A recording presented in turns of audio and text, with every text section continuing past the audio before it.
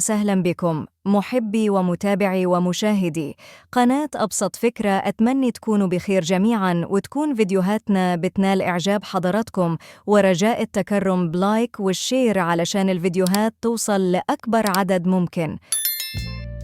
لو ناوي تسافر لندن يبقى لازم تسمع الفيديو ده وتركز كويس وتعرف أهم الأماكن اللي لازم تزورها. 1. ساعة بيج بن، أشهر معلم سياحي في إنجلترا. دي نقطة البداية اللي لازم تعدي عليها وتتصور عندها صور حلوة وتاخد جولة كده حواليها، هتلاقي مطاعم وكافيهات رايقة. 2. لندن آي، ودي عبارة عن عجلة سياحية كبيرة جداً فيها حوالي 38 كابينة، تاخد فيها جولة كده وتشوف المدينة كلها لحد بعد 40 كيلو. الجولة بتاخد حوالي 30 دقيقة.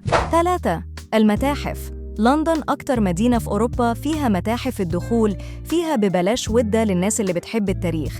حاجة جامدة جداً زي Natural History Museum، British Museum وScience Museum. 4. لندن من المدن اللي مليانه حدائق تجنن، ومن أهم وأكبر الحدائق هناك هايد بارك. ومن الحاجات اللي لفتت نظري فيها السناجب، ممكن تروح تلعب معاهم، وكمان فيها بحيرة صناعية حلوة جدا ممكن تركب قارب وتاخد لك جولة فيها. برضو في حدائق تانية كتير زي سين جيمس بارك وريجنتس بارك وحلوة جدا. 5. شارع أوكسفورد، وده أشهر شارع شوبينج في لندن، في أكتر من 300 محل تجاري وكل البراندات العالمية. لو أنت مسافر في الكريسماس فأنت هتكون محظوظ جدا لأنه بيكون في تخفيضات رهيبة على كل حاجة.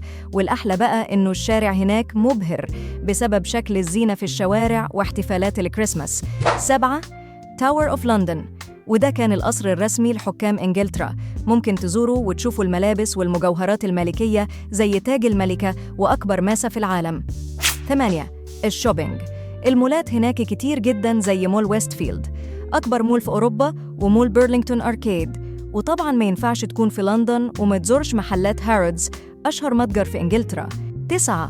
طبعا ما ينفعش تكون في إنجلترا ومتفكرش تزور قصر من القصور العائلة الملكية زي قصر باكنغهام، من أجمل وأكبر القصور في لندن، والحديقة الخاصة بيه، وقصر ويستمنستر. 10. لندن واحدة من أكتر المدن السياحة في العالم اللي فيها مطاعم من كل حتة، فهتكون فرصة حلوة إنك تجرب أكل مختلف، وكمان في اختيارات كتير هناك للأكل والمطاعم والكافيهات هناك في كل مكان. أهم حاجة بقى إنك لما تسافر لندن متحاولش تركب أي مواصلات، لو قادر تتمشى امشي. المدينة عبارة عن متحف مفتوح، شكل المباني التاريخية والقصور الملكية والقلاع، وكوبري لندن وشكله وشكل كابينات التليفون اللي لونها أحمر المميزة جداً واللي عمرها 100 سنة، وشكل التاكسي الأسود القديم والأتوبيس الأحمر اللي بدورين اللي ممكن تاخده في جولة في كل المدينة. كل ده بيميز لندن عن كل مدن أوروبا.